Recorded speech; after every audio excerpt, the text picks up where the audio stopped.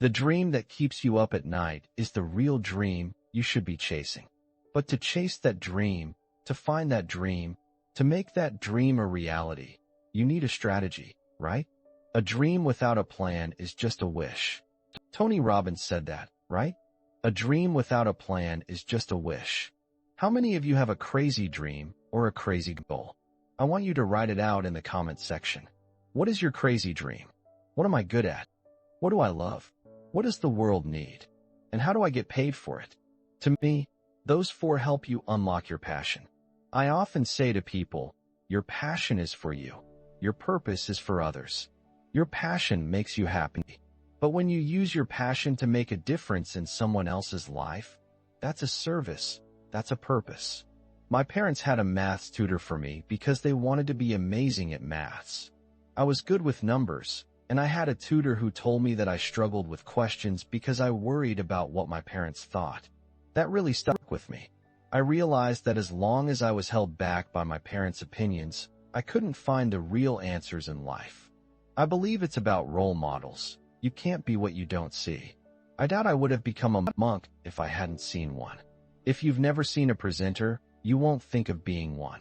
In a company, look at the person 20 years ahead of you and ask yourself if that's where you want to be.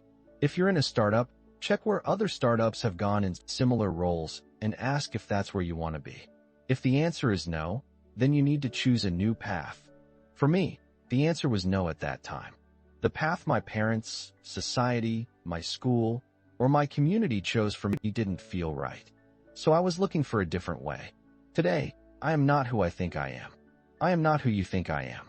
I am who I think you think I am. Let that sink in for a moment. I am not who I think I am. I am not who you think I am. I am who I think you think I am. We see ourselves through the eyes of others. So, my identity is shaped by what my parents want me to be. My identity is shaped by what my school wants me to achieve. When you are stuck in that bubble, finding what you really want to do is hard because it might not fit. I believe many people feel this way today, that they do not fit into the current education system. They don't match the 3, 4, or 5 jobs that you're told are out there. Most of us just jump in without knowing how to swim and then try to figure it out. The issue is we all went to regular schools that tried to fill us with facts instead of taking out what we really are. You know, you were told in school that you weren't good at things. You weren't good at English, and now you have a New York Times bestseller, right? Yes, and it feels like no one saw the talent inside you. No one saw that. Oh, Lewis was really creative. And you're not alone. Many people feel this way. So the current school system didn't help you find your true self. It just focused on teaching you math, English, and science.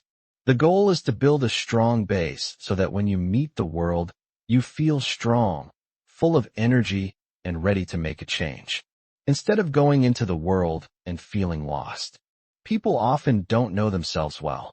They feel lost because they are living lives they don't want, trying to meet others' expectations, or becoming someone just to impress others. The biggest problem is the noise around us. It's like when someone plays a really bad song in your home.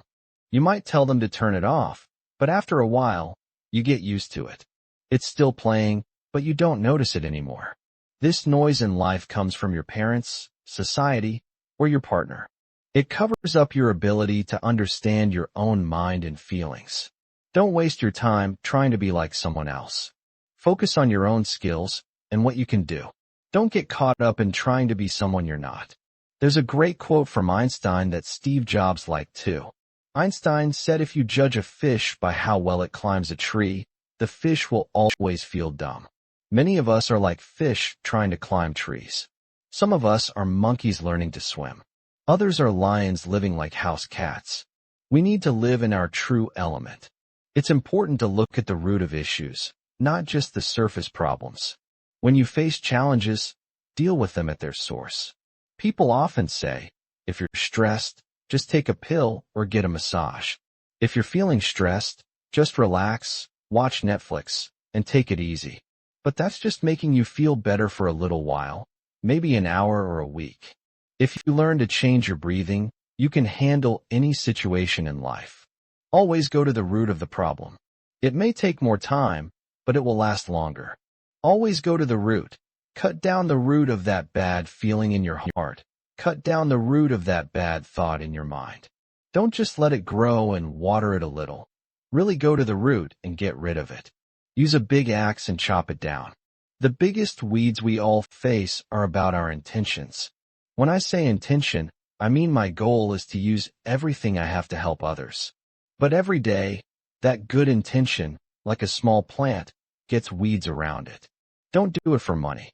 Just do it for fame or followers. These weeds are like distractions from my true goals every single day. A weed is an unwanted intention, and the issue is that sometimes you let it grow so much that it looks like a real plant, and you start thinking it's the same thing. I always had friends who were older, and I noticed many of them had great careers, nice jobs, and lovely partners. But I saw they often felt unfulfilled and lacked meaning in their lives. I've always been a watcher, seeing people who were 5, 7, or even 10 years older than me. I would think, is that the life I want? A lot of the advice I give today is to think ahead, picture yourself in 10, 15, or 20 years, and ask, is that where I want to be? I think Thomas Edison said that when you feel you've tried everything, remember you haven't. It starts with our bodies. Anyone who works in fitness or health knows that different bodies need different foods, sleep, and drinks. We don't all need the same things. You and I, with our different body types, can't do the same exercises. Our bodies have different limits. This self-awareness at the physical level helps us know what we can and cannot do. On a mental level, self-awareness means understanding what kind of people I like to be around, who helps me grow, and who makes me tired. I believe the answers come from inside us, and we often don't ask the right questions. We are always searching for the right answers, not the right questions. The biggest companies we admire today, the largest groups, all started by trying to answer a question. They all began by trying to fix a problem. Thank you. Peace.